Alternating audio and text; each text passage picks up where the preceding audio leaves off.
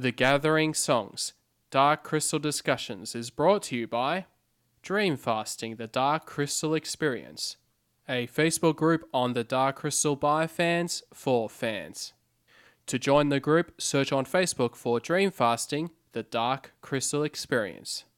Another world, another time, in the age of wonder. You are listening to The Gathering Songs, the Dark Crystal Discussions. The story runs deeper than you know, and you are part of it. And what are those funny marks? This is all writing. What's writing? Words that stay. When single shines the triple sun. What was sundered and undone shall be whole, the two made one. And here's your host, Philip Mitchell. Hello and welcome to The Gathering Songs. This is your Dark Crystal Discussions roundtable show as we discuss about the comic books, the young adult novels, and much, much more. I'm your host, Philip Mitchell. Just want to say thank you so much for tuning in. And on this episode, we continue discussing about Shadows of the Dark Crystal. This is our third part of a 5-part series of discussions. This episode was originally released as Trial by Stone, episode 37, and it was released on the 17th of June, 2017. So I hope you enjoy listening to this episode. If you're new to the show, I want to say thank you so much again. If you have listened to this episode before, stay tuned because we are going to be releasing new content as we're going to continue discussing the young adult novels as we move into with Song of the Dark Crystal discussions. So definitely stay tuned and hope you enjoy revisiting Shadows of the Dark Crystal Roundtable Discussion Part 3. Hello and welcome to Trial by Stone, and this is episode 37 of the podcast for June 2017. We're back now to discussing about the Shadows of the Dark Crystal. It was actually pretty exciting just in the previous episode when we discussed a bit about the big news about with the Netflix series that's happening with the Jim Henson Company, the Dark Crystal Age of Resistance. So if you want to hear everything about all that, just listen to the previous episode. But for today, we're going to go back to chatting about Shadows of the Dark Crystal, which is a young adult novel that was released last year by author J.M. Lee, which was part of the very first contest from the darkcrystal.com website, the Dark Crystal Author Quest. So far we've discussed chapters 1 to 12 in our previous episodes. So today we're going to chat from chapter 13 to 17, and we'll go from here. So if you're new to the show, and if you haven't had a chance to check out Shadows of the Dark Crystal, I recommend to check it out and give it a read, and then come back to our shows, and as we'll be discussing about these books in greater detail. So introductions to order. My name's Phil Mitchell. I am the co-host, and I'll introduce my other co-host, Bland Garrett. Hello, Bland. Hello. Here we go with another round of Shadows. I would like to point out that the Shadows of the Dark Crystal book, by the time this recording is released, it is now available in paperback. So you can find that on Amazon or I'm sure other vendors online or in stores. Yeah, absolutely. Yeah, no, which is very, very cool to see it. That it's getting a paperback release. And then of course you've got the sequel that'll be coming out the following month, Song of the Dark Crystal. So lots of Dark Crystal stories. July 18th. So lots to look forward to with that. And of course we've got to have a couple of guests to come on board to continue chatting about the Shadows of the Dark Crystal. First off, I'll introduce to Peter Ehm. Peter, thanks for coming on the show. Thanks very much for having me. It's great to be here again. And of course, we've got Douglas Fisher, but we here know him as the Fish, so thanks for being on board, Fish. Hey, my pleasure. Always good to be together. Appreciate you guys. Cool. And last but not least, Andrea Judy. Andrea, just say thanks for coming back on the show. Yeah, I'm happy to be back.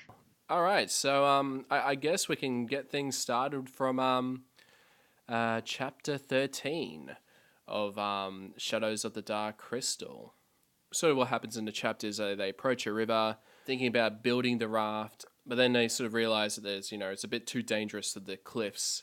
So they decide to continue the journey, and they sort of realize that they crossed the river, or they had to cross the river, and so they're sort of a bit lost at this point of the story, going in the wrong direction and had to turn around and all that kind of stuff. So I had to go to the dark woods at night. Wow, you really breezed through that. That was the whole book. You're talking already. No, I was kidding. Well, that was one of my questions. Is like, I don't want to knock the characters for poor decision making, but at the dark woods at night, couldn't have just throw a tent up, just wait it out till the morning. And they were warned about that. Yeah. Right. And I was like, no, now. I was like, but hold on now. Let's just talk for a moment. But it wasn't meant to be, clearly. So madness ensued.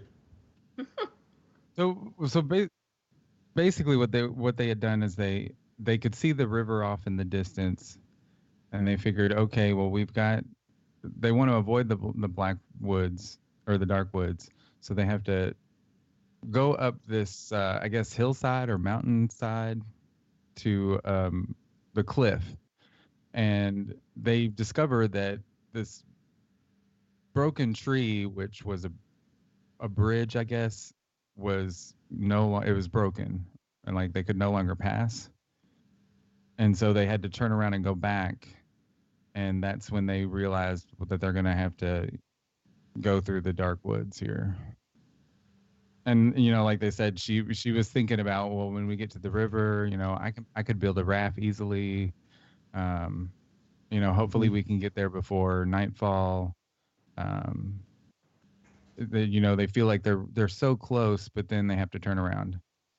And Kylan kind of dream etches this little symbol into the rock to kind of at their little fork in their path to let people know, hey, you shouldn't go. I don't know what it read, and I don't think Naya even knew what it said, but just it's a little warning not to go any further, because you're not gonna get any further if you go along the path. Yeah, it's a trail marker. Yeah, that part reminded me of like in Labyrinth when Sarah was drawing the arrows.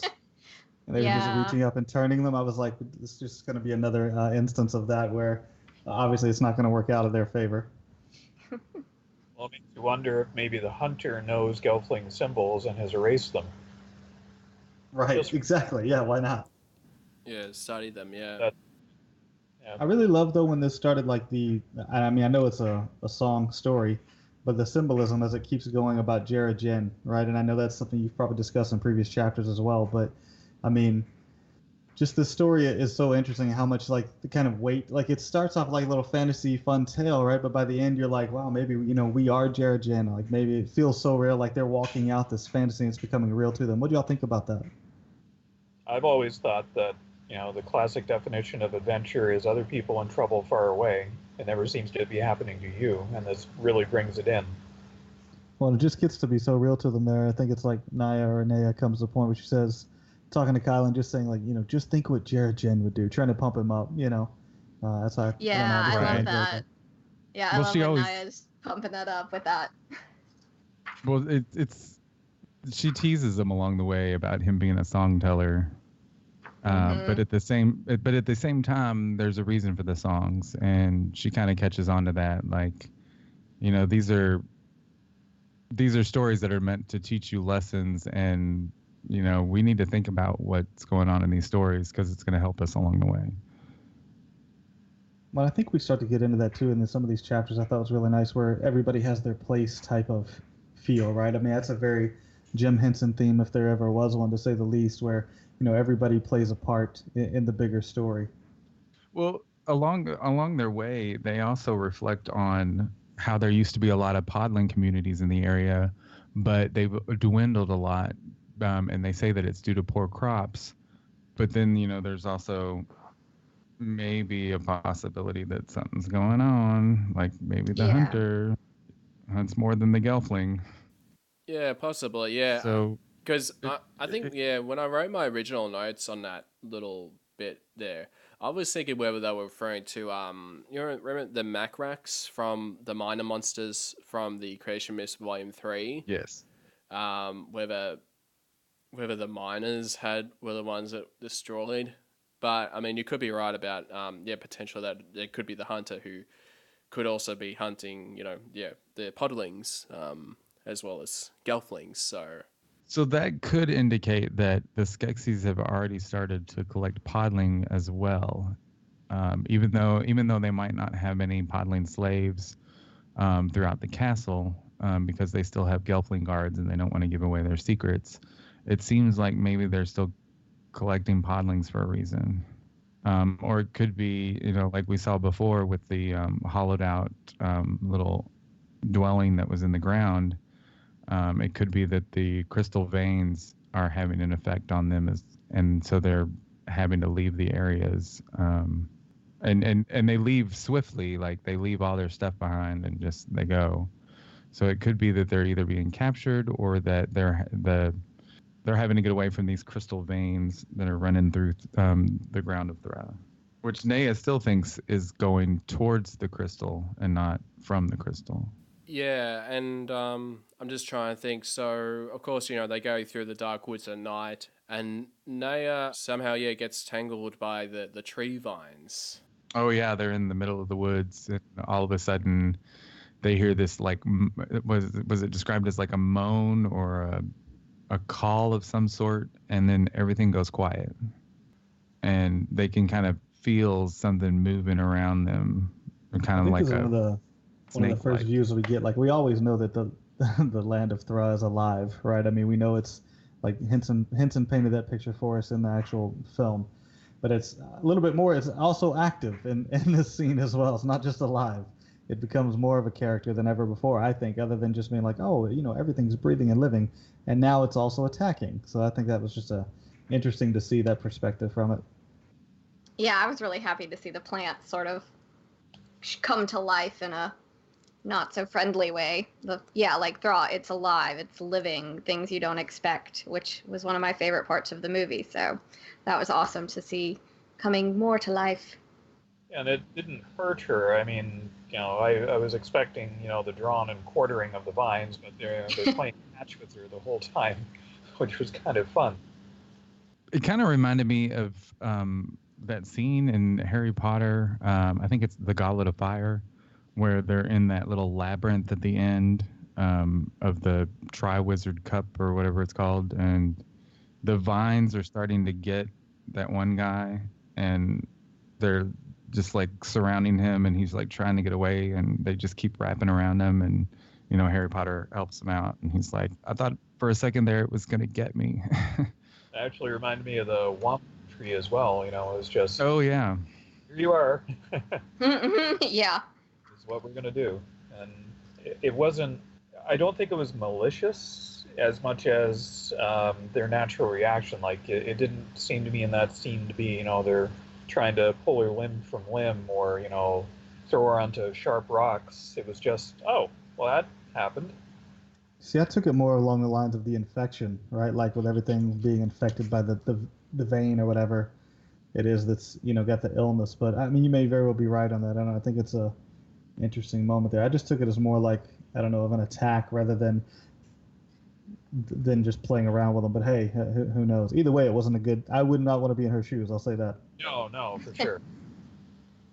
Well, it was almost like it was getting a feel for her thoughts, because we find out later that it's well, do we know that it was this tree and the woods itself that gave her the visions, or could it possibly be the actual hunter was there somewhere, and maybe he was manipulating the woods in some way?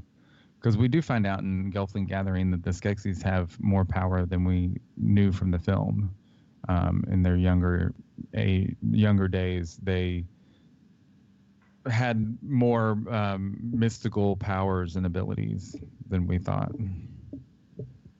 Later on, there's a character that we're going to meet here soon that kind of reflects on that as well. He kind of talks about that a little bit. Yeah, absolutely. And so so Naya, she gets tangled up by the tree vines and loses Kane. And then of course she manages to escape, to try and find Kylan and reach the Black River as soon as she could. And then she hears a voice, which is revealed. The character sort of appears and is revealed to be Gurjin, Naya's brother. So I guess, that was the thing that I sort of felt like, which we'll go into chapter 14, sort of the aspect of sort of this nightmarish visions. To me, it sort of reminded me a little bit of Snow White in the Seven Dwarfs, especially with the Disney animated film, where when she's running through the forest and seeing all these like nightmarish sort of visions, sort of thing. Yeah, that was just sort of my thing about the whole scene with the dark woods. Well, the woods have always been a metaphor for the unknown and the strange throughout history. Whenever human stories are told, humans are always afraid of the woods, and that carries over obviously to the Gelflings as well. In terms of they mentioned earlier in the chapter that they're familiar with the forest. So for the label of forest as a dark wood, then there's something unnatural about it. They also go into this whole Song of Thra, which is interesting because then the next book is actually called Song of the Dark Crystal. So while she's in the forest or in the woods, she kind of, well, it says here she kind of uses her inner eyes. She opens her inner eyes and she tries to see and sense and everything, and the song is like off. Like she can tell that there is something askew with everything. The harmony is off. Yeah, I love that they keep pulling it back to the Song of Thra. It's kind of like the one thing that unites them all at the end of the day, which I kind of like. Yeah. But yeah, all of a sudden she meets Gurjin, and we go into chapter 14. And everything is well. That's the end of the story. She finds her brother. It's a good book. I loved it. Yeah. Love this book. The end. Not quite. Yeah, No, not quite. No. So basically, she encounters Gurjin, and then Naya's asking him lots of questions, and then Tavra appears, and she's saying that that he's the traitor, and then basically I think she sort of realizes that this isn't.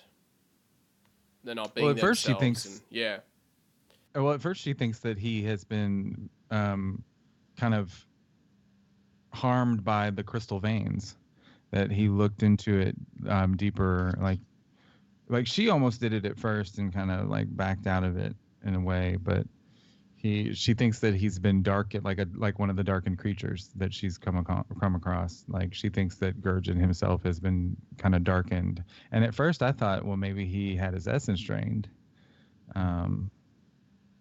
But then suddenly he disappears and Tabra's there. Yeah, it's an odd little scene here, just being haunted, I think, by, obviously it's like the dark wood is out to get her, no matter what, and it's just another way she could that it can like manipulate her brain and cause fear. That's and confusion, right, which keeps you there longer.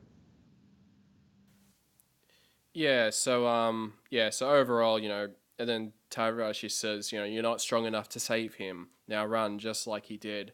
And then that's sort of when it sort of reveals that Naya's body was telling her to take the opportunity and escape this awful place filled with the nightmarish apparitions. So yeah, that was sort of revealed that they were just sort of just nightmarish visions. And to go into that, we were. I'll bring this up later, after we meet the tree. Cool. Yeah, no worries. So basically, she's running through the dark wood, and Well, while she's running, she sees more shadows, and all the shadows start to turn into these different apparitions and forms. And then suddenly she sees this, and they're all from her past, like things that she's already seen. And then all of a sudden, boom, there's this four-armed monster-like creature that she's never seen before.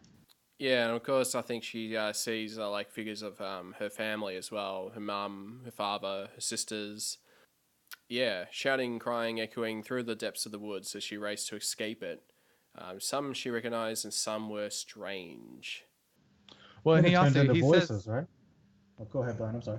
"Oh, I was just saying that when she was talking to Gurjin, he even says, you know, I'm the traitor," and she's like, what is wrong with you? What are you talking about?" And then it goes into all this other stuff, like, you know, the Al-Madra, the Madra, and all these things. Yeah, then it turns into voices, right? I mean, she's even just hearing voices as she's running, right, and trying to find Kylan, I suppose. And the one thing is, I must rejoin the heart of Thra. Is like the main thing. I must rejoin the heart of Thra. So yeah, it's almost like the Darkwood's calling out for help itself, right? I mean, is that what you all got from it?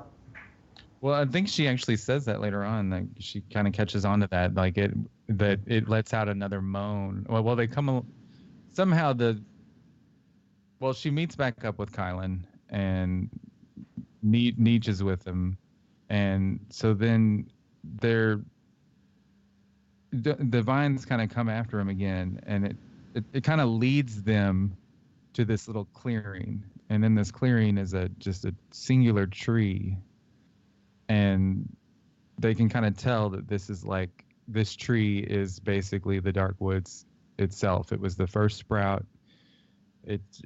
And from it spread the Dark Woods. Mm-hmm. Yes, go ahead. Well, they hear that moan again, that kind of calling again, and it's kind of like they realize that it's actually calling for help. Like somehow the woods guided them there so that they could be with this tree.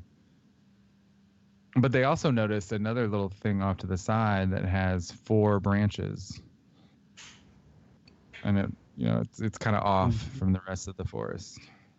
Well, and now we get to see Naya, dream fast with the tree even, and that's, I don't know. I think we mentioned earlier something about previously in the film, all we knew is that Gelflings can dream fast with one another, right? I mean, I'm sure this has been discussed, but I just think it's interesting that she can still do that with the planet as well. And I think maybe she's different, right? Is that the feel that you all got as well? Either that. I mean, I was just going to say either that or it's an unknown power that can be taught, like right. other, like the dream writing and the, tightening your stitches and your sewing and right, different things. Yeah, it is a very interesting aspect, like with the whole dream fasting. That's sort of been a bit more expanded with the books and also too with the comic as well. The Power of the Dark Crystal. We had Therma, who sort of wasn't dream fasting, but it was sort of fire fast or fire fast, yeah. With a little creature or whatnot. So yeah, it's very interesting. I do love this scene though where Naya's like, "I'm gonna dream fast with it. Here, hold my bola," and Kylan's like, "I don't know if that's the best idea. I mean, you've seen me throw this thing. It's not pretty." Yeah, if there's danger, grab a bola and make the best of it. Yeah, well, she even cuts into the roots and the vines and shows him, "Hey, these purple veins are running through this. It's like they've grown into the forest." So yeah, basically, had the same purple crystal veins as the Nebri and the Rafnor that she attempted to dream fast, but failed. But then I think the third time's the charm.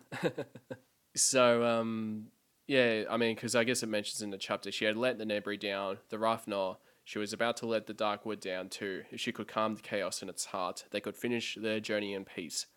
And maybe she hoped to come a step closer to understanding just what was happening in their world. And then, but out of all that, it sensed her contact, and with a hungry, maddened surge of energy, it lunged to swallow her whole. Yeah, swallowed Naya, and she falls down through the tree. Which, I guess, we're up to chapter 15, and... Well, the tree itself didn't swallow her whole. It was just that surge of energy kind of encompassed her. Yeah, we probably would what through the crystal veins and whatnot, or just mentally, right? She got yeah, sucked into the matrix yeah. of the tree. Fell into the tree's consciousness. But then it's like she kind of like she goes into this dream fast with this tree, and it's like she doesn't, trees can't see, and she asks it, show me, but it can't really show her, so she just kind of like feels and listens, and she basically gets the whole history of the tree's life. Like, it was the first sprout, and you kind of get this feel like at this one point where the forest itself, and the tree, which is like, I guess, the heart of the forest, actually felt the crystal crack. And then that song of Thra, when it started up again, it was off. So it's kind of neat how she kind of goes in through like the history of Thra through how this tree felt it. And she talks about how like the moments, like, well, that's when we go into one of those it's one of those words for time, ninits. Ninits seem to pass like seconds.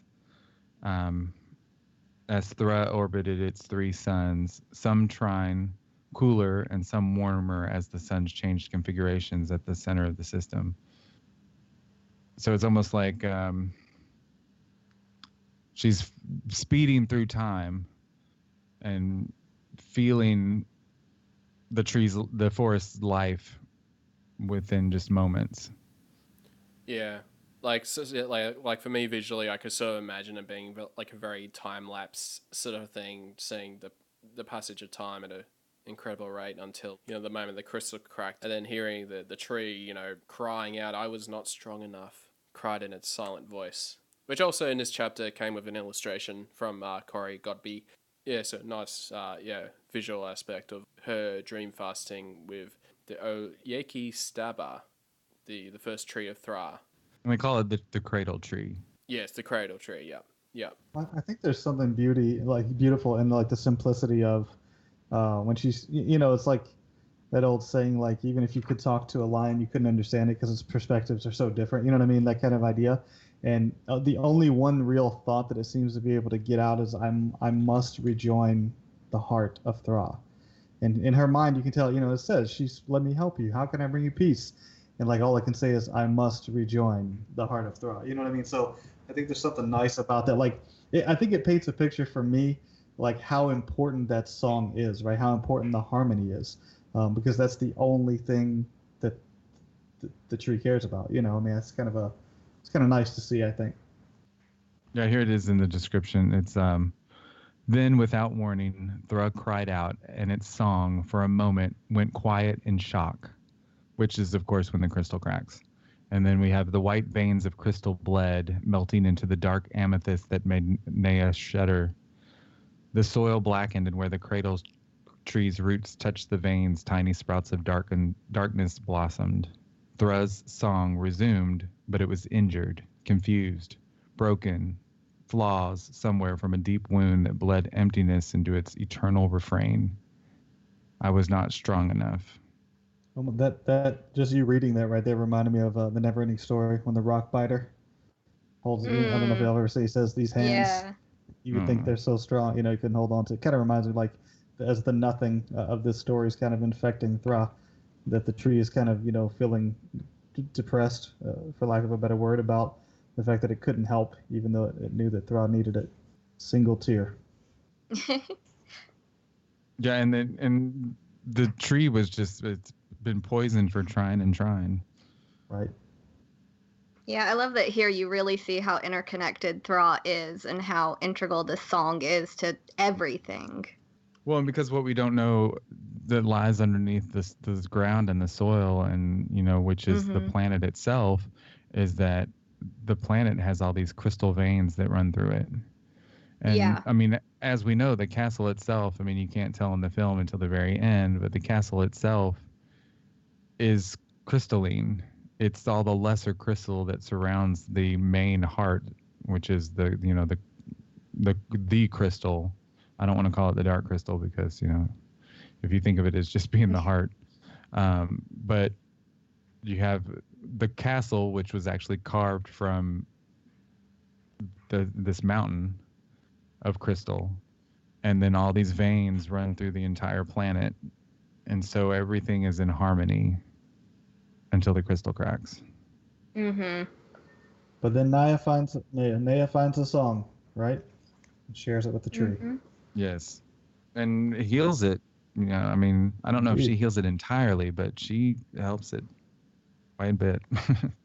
Yeah, because I mean, she says, "I tried to heal it. I think it worked." And then that's when they hear a sound approaching. The sound of cracking wood drew their attention over the rising song of the awakening forest, and deep rumble. An unearthly monster stepped out from the remains, the brittle grey wood encasing. Described as, 4 spidery arms with enormous hands and big blunt fingers shielded with square yellowed nails. It shook its entire body, releasing a low resonant cry. Andrea saw it as the 4-armed monster from her vision during her flight through the wood.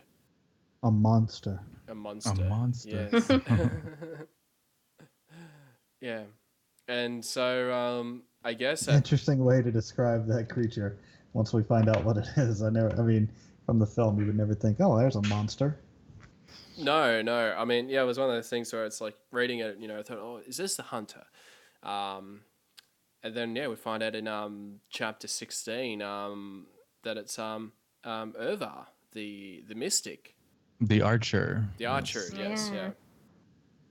But at this point, we kind of still think that he might be the hunter and that maybe they were mistaken. But, I mean, we all know that, what is it? Skekmal, the hunter. Yeah. So we know that he's not the hunter, but it kind of... They kind of think, well, maybe all the tales were wrong and this might be the hunter. Who knows? Yeah, I mean, who knows? They've never seen anything like it. Yeah, I always get confused, I think, with Skekvar, because I think Skekvar, he sort of has a very similar sort of bone-like mask as well. So I always get Skekvar and Skekmal confused. Skekvar is the general. The general, yeah. And I always thought of him as, I think it's just a similar mask, sort of, yeah. And Skekvar is Irva's counterpart, right? The general. Yeah, I think so. Yeah. Is whose counterpart? Irva. Irval's the archer, and his counterpart is Skekmal the hunter, isn't it? Is it? I thought. Yeah, I think he is. I'm actually at darkcrystal.com right now. Here, let me see. The Skekmal the hunter, his counterpart is Irval the archer. Yeah. There we go. Well, and to go into these apparitions that they were shown in the woods. So here we find out that this apparition that she saw may have been this Uru, Irval. And what I want to point out is that in the Gelfling Gathering PDF, in the description for Skekzak, his power that we didn't know about is that he can create false apparitions. So there's a possibility that Skekzak may have been in the dark wood with them, and that's how they saw these images. Just something that I thought about, because I was like, I know one of these Skeksis, Skekzak, he can make apparitions. So was it actually the dark wood that was giving them these visions of, because I mean, how did the dark woods know that, did it, by tossing her around, did it kind of like get a feel for her and her memories, and that's how it was able to manipulate and show her these different people from her past? Or was this another power that she didn't know about? Could it have been Skekzak? That's what popped into my head. It's always nice to have a gray area to play in. Mm-hmm. Because as I do every time we do these roundtables, I haven't read past chapter 17. I like to keep the discussion kind of fresh. I don't want to know what the end is yet. So here they are with this big scary thing that they've never seen before, and she throws a bola at it, and he instantly catches it. And they're thinking, she gets her knife ready, and she's like, what is going to happen here? And he's like, hey, come with me. I'm hungry. I've been trapped here for a while. I need to go get some food. Yeah, I love that Naya relaxes the second Nietzsche is like, yeah, it's fine. Right. Like, yeah, Nietzsche isn't worried. Naya's not worried. It's fine. Yeah, because he says, came to help. Oh, Yiki stabber I did, and I failed. Seems the cradle tree could be healed by Gelfling hand or else by none. Dun dun. Little wink. I know there's a couple of winks in this chapter to do with the prophecy. And I like that little, sort of almost like a little Olga moment, is like when the Urvar's like having thoughts that I'll eat you. He chuckled. Yeah, I couldn't. I actually was hearing a lot of this voice, like in the voice of Agra for some reason. It sounded like the pace, the timing, like the playful, like morbidity of it was very Agra-like. I wonder if maybe they've been hanging out too much. My thought is that he was unable to stop the vines from encompassing him, and that by doing so, he was basically covered in tree bark and these vines. And when Naya healed the tree, the Olyeka, is it Olyeka staba or Olyeka staba? But yeah, he knows that he knows that she's the one that healed the tree, and that's how he was able to get free. He was actually trying to help the tree himself, but he was unable to. Yeah, it didn't work out. Yeah. So yeah, they do decide to go back with Urvar, have some supper. Yeah, I mean, they're sort of back and forth saying, do we have a choice? Yes, our other choice is to sleep in the wood and see what other monsters come crawling out of it. But then, so the approval from Nietzsche as well. I think it was in this scene that there was another little sort of nod. Maybe it was the next chapter to do the Great Conjunction. I think it was the following chapter. No, it's at the end of 16. So end of 16, yeah. This is one thing I actually, I'm no critic, all right, but this actually bothered me quite a bit about this. I went to look it up. I went to look at the scene, and maybe it doesn't have to be the same, but it says when singles shine. I've been repeating this to myself for 20 years because I love this whole prophecy. And the prophecy in the film is when single shines the triple sun, right?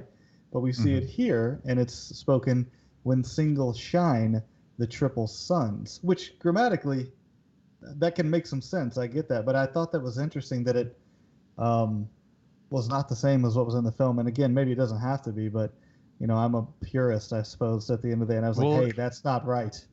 At this point, it's not the prophecy yet. Right. It's not this is just an Uru that you said set in stone, literally. Sorry.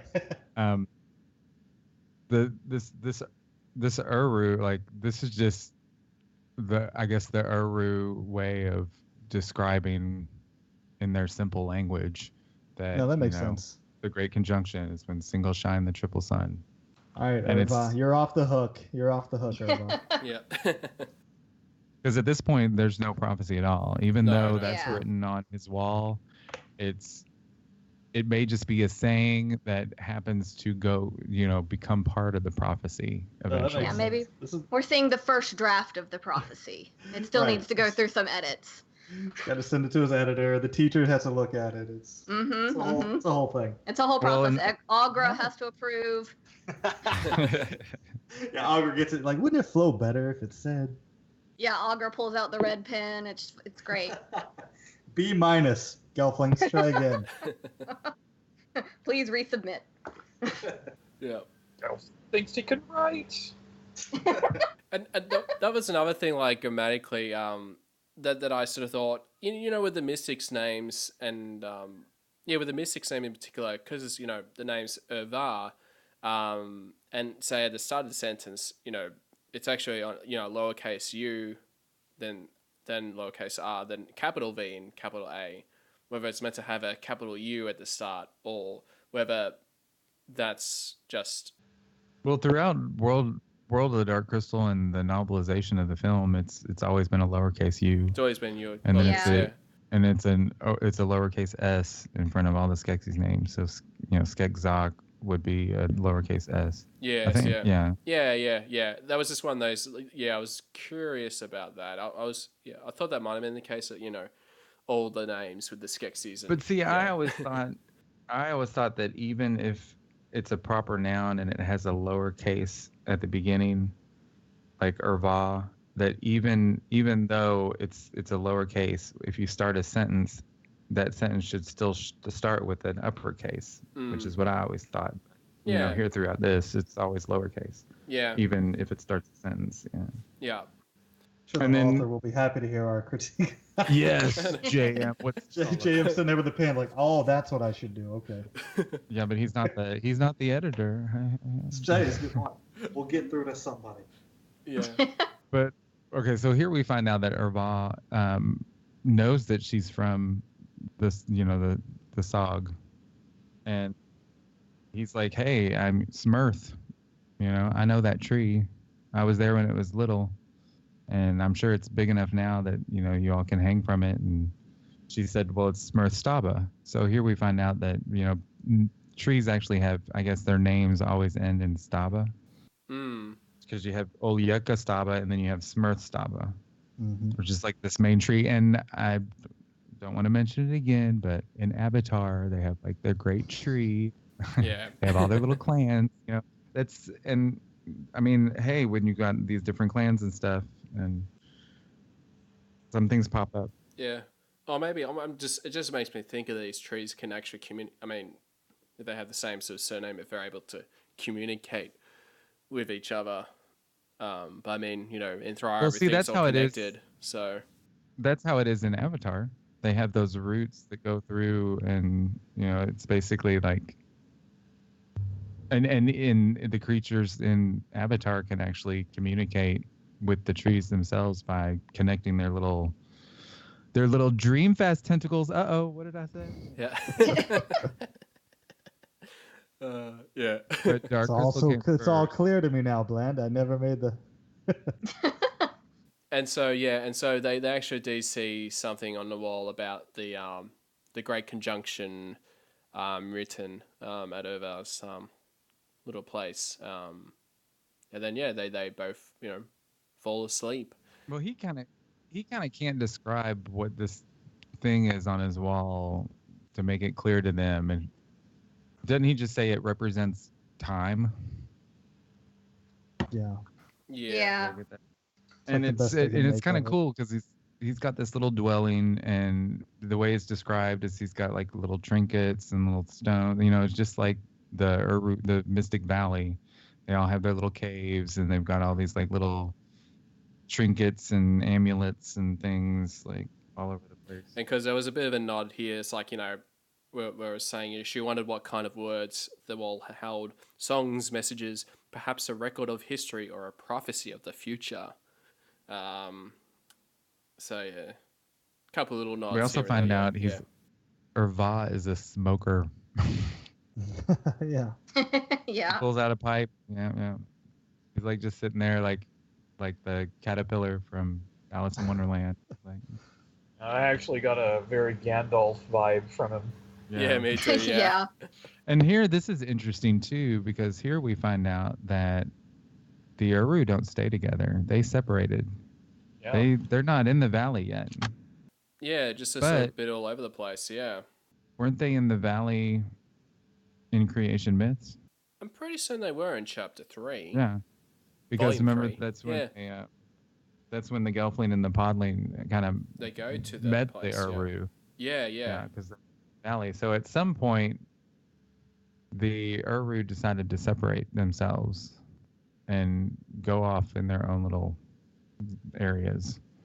Well, and maybe which it's I the kind of effort thought to was try and maybe it's the effort to try and heal Thra, right? I mean, who knows? could be. Yeah. Yeah, just their own sort of journeys. Yeah. Head out in every direction and see what sick tree you can find. Yeah, because I mean, at this stage, they don't really. I don't know if they know if they've. Well, I'm just trying to think if they know about the whole. They got to wait 1,000 years. I guess they would. See, I mean, the prophecy wasn't existed then, but I don't know if whether they knew that it would be a very long time before they'd be able to reconnect. They probably knew it would be until another great conjunction. So yeah, they are wise. He said, "We all went our separate ways after the separation, divided, then divided again." Yeah, so I mean, I guess it would just be interesting to see, what more if we see other mystics and in following stories and whatnot. He describes the writing on the wall. It is a time, I suppose, or a door, a time or a door or an awakening. Yes, something like that. And she's like, Kylan's like, those aren't nearly the same. Like, what the hell? Yeah. Thank God he cleared it up. That's why I love that. Perhaps he's not the hunter, but he certainly may be mad.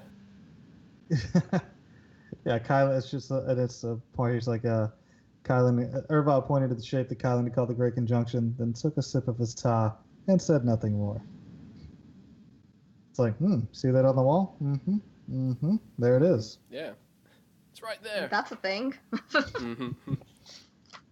Well, and during all this, while Kylan is reading this, he's doing this hum and rubbing his chin, and I kept picturing like he's just sitting there like oh, the Skelpling is reading all this, and he's just like, oh, doing his big long Uru moan. Yeah, it's like starts off as like a just it's like, what are you doing? Sorry, this is the way us mystics think. I apologize. It's awkward when I have company. I like the contrast between Kylan and Nea. It's she watches him reading, but she has the intuitive thought. She wondered what kind of words the wall held: songs, messages, perhaps a record or history or a prophecy of the future. So even though she's not reading it, she intuits that there might be something there about the future. It's almost like what's on his wall is a prophecy of the prophecy. Yeah. Right. It's kind of first meta. Draft. The first draft, yeah. Yeah. So after all that, they go to sleep and then wake up in chapter 17. So basically, they wake up and they're pretty much about to head to the Black River. And while Kylan is cleaning himself up while Ervar shows Nea how to shoot with a bow and arrow. Yeah, I kind of like the scene between Nea and Ervar, especially when he's talking about carry too much. If you have a stone in each hand, you don't have room for a fifth. Yes, yeah. For a Gelfling. For a Gelfling would be a third. Yes, yeah, exactly, yeah. Yeah, so yeah, again in this chapter, there's an illustration there with Ervar and Nea and Nietzsche sitting on a rock. Yeah, with Ervar showing her, using a bow and arrow, and then she sort of realizes, but she's kind of like, well, I'm probably going to need a Gelfling version of a bow and arrow, so yeah, he lets her kind of hold on to it and study it, and yes, yeah. And she really likes it, and she goes into detail about how intricate these arrows are handmade, and all the heads are different, and they're made of different materials, and the feathers and things on the end, they're all just, it's so meticulous. And she's like, and Nietzsche, her hunting eel, which actually like goes after bola whips and stuff when the Drenchen are hunting, Nietzsche wants to go and get him, and she just kept thinking like, well, when he's not looking, I'm going to go down and get these arrows. And That's when he's like talking about, hey, you don't need your worldly possessions. It's fine. I'll make more. They've returned to Thra. I really like that. Yeah. Yeah, because I was like, there was a great. Oh, go ahead. Sorry. I was just gonna say, yeah, just because he sort of says about even when they lose arrows, he's like, oh, don't worry, I'll make some more, and yeah, they're now part of Thra now, so. Well, it's like a beautiful lesson, really. I mean, it really shows the wisdom, I think, there. And, like, I don't think Naya can really understand, like, why. It's like, it's 10 feet away, man. Let me go get the bow. And, it's just, Gelfling, little Gelfling.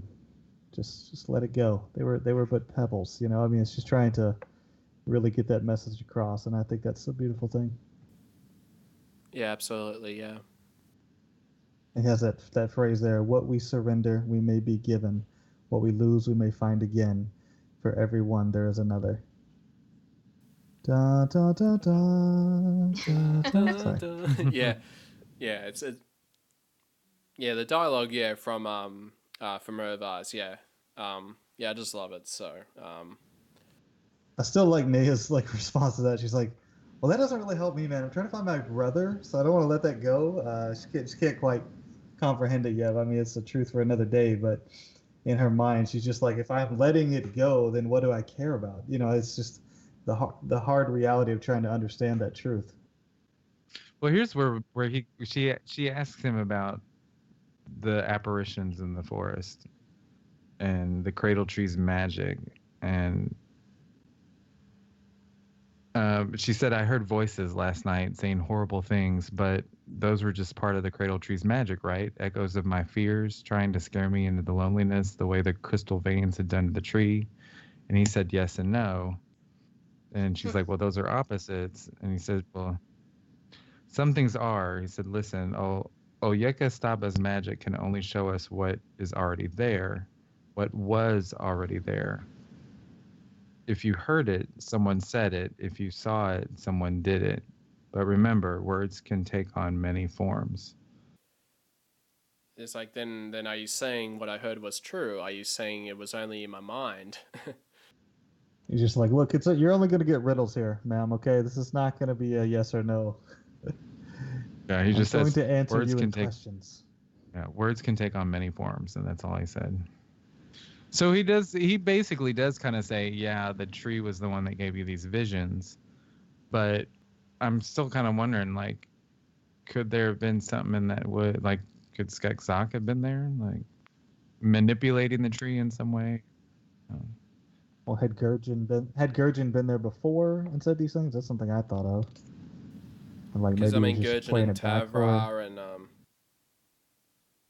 I had visions of her family, but I'd presume they'd never gone into the Darkwood. I think that was probably her mind seeing them. Well, the Skeksis would have to know about her past. I mean, if Skek'Zok knew about, he knows Gurjin, I'm sure, and if he knew that she was on this journey, he but if he didn't know that it was her, how did he reach into her mind? Do they also have that power? Yeah, because with Skek'Zok, he's the one who does all the books and stuff, and I don't think they've ever gone to Sog, to count how many Gelflings are there. No, not Skek'Zok. Skek'Zok. Skek'Zok, yeah. Skek'Zok is who I've been talking about. Yeah, the ritual master. Ah, yes, yeah. Who the Sorry about crystal that, bats fly. He was one of the. You had the Skeksis when they vied for power for Emperor. You had the three that were up for it were Chamberlain, the Gartha Master, and the Ritual Master. And when the Ritual Master realized that it was actually going to be between Skek'Sil and Skek'Ung, yes, you actually see it in the film. He takes a step back. He's like, okay, I'm gonna let this happen. They can do their thing. Absolutely, yeah. And so they meet up with Kylan and they have breakfast, I guess, berries and leaves, some tar. I think which is tea. They actually describe them as bland. But, yeah. I saw that. thought of you actually when I saw that, brother. That was funny. Well, my name is a proper noun. It's not an adjective. Okay. Yeah. No, I'm kidding. Bland's got beef. Yeah. Bland's got beef with this book, everybody. Yeah. And so he says, if she learned to use that thing, and they, sort of saying, doesn't use arrows for hunting, then it's like, well, what's it for then? Picking his teeth? Doesn't he have bones for that? And so basically, this is basically when they're about to head off. Well, with Irva saying, someone is looking for you. Well, that's after they leave. They're like, hey, can you show us the way to the river? Or can you tell us how to get to the river? And he's like, yeah. And he just kind of like starts trudging along, and it's like, oh, I guess we're supposed to follow him. And they go along, and they talk about how he's not slow, but he's got a good pace, and the creatures kind of land on him and fly away, and he's like, hey, someone's looking for you. And the way they describe it, it sounds to me like it's someone on a Landstrider. Yeah. Oh, definitely. Yeah. Yeah. What it looks like. So here, to go back to Skekzak possibly being in the woods and making these apparitions, did he send one of the Gelfling soldiers to go find him? Yeah. Of course, I haven't read the rest of the book. That's answered. That was my thought. Like maybe it was a Gelfling, like one of the castle guards on a Landstrider sent by Skekzak, who was actually in the woods causing these apparitions. Yeah. I guess we'll have to find out. Cliffhanger. Yes, cliffhanger. the cliffhanger. It could be. Yes. I'll tell you like Irva, it may or may not be. But yet it is everything at once. Those are opposites, Fish. Those are opposites. Listen here, brother. Those are Believe it, opposites. son. Believe it. So then they leave to go to the Black River, and of course Irva says his goodbyes to them. Sorry, do we ever find out why he uses the arrows? Why is he the archer? We haven't seen it in this chapter, at least. Oh, so we do find out. Okay. Well, I haven't read past either, though. I do the same thing because I don't want to spoil myself. But yeah, I think he's just happy to shoot arrows into the night. He's just that kind of guy. But why? And he's the to protect equivalent of a monster. Yeah. Like when they said, may we meet again, even if it be in a different form. Sort of, it's like, well, what do you think that meant? I don't know. He seems very wise, but what good is wisdom when it can't be understood? I didn't understand half of what he told us this entire time. Then Kylan's like, oh, maybe it'll make sense later. Yeah, there's your answer right there, Bland. The vagueness. Do you think this is like an Uru thing? Like, because you have Ursu that says, may we meet again in another life, not again in this one. Like, is that just an Uru thing? Like, hey, maybe we'll meet again, whether it be in this life or another one. Like, right. They don't say goodbye. They say until we meet again. Mm. Yeah. Dead or alive. Yeah. Yeah. Yeah. And I think that they'll probably wrap up the discussion for Shadows of the Dark Crystal, chapters 13 to 17, and of course we'll continue on doing more discussions in future episodes. So yeah, remember, yes. Remember, an archer knows the path of an arrow from either end. Until next week. Yeah. The hunter knows when he's being hunted, okay? Yep. Cool. All right, so yeah, we'll wrap it up. And I just want to say, just to ask you all where we can find you. So, Andrea, just thanks for being on the show, and how can people find you? I'm on most social media sites under the name Judy Blackcloud, so come find me. Cool. And yourself, Peter? Best way to find me and what I'm up to currently is on my website, dwimsaga.com. That's DWIIMM saga.com. Excellent. And yourself, Fish? Yeah, you can find me at facebook.com/fishrocksmusic, and feel free to just send me all the emails and messages you would like. I want thousands of them. We'll spread the word. And of course, yourself, Bland. How can people find you?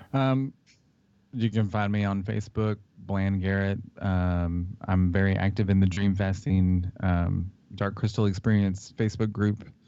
I'm on Twitter at Blandarella.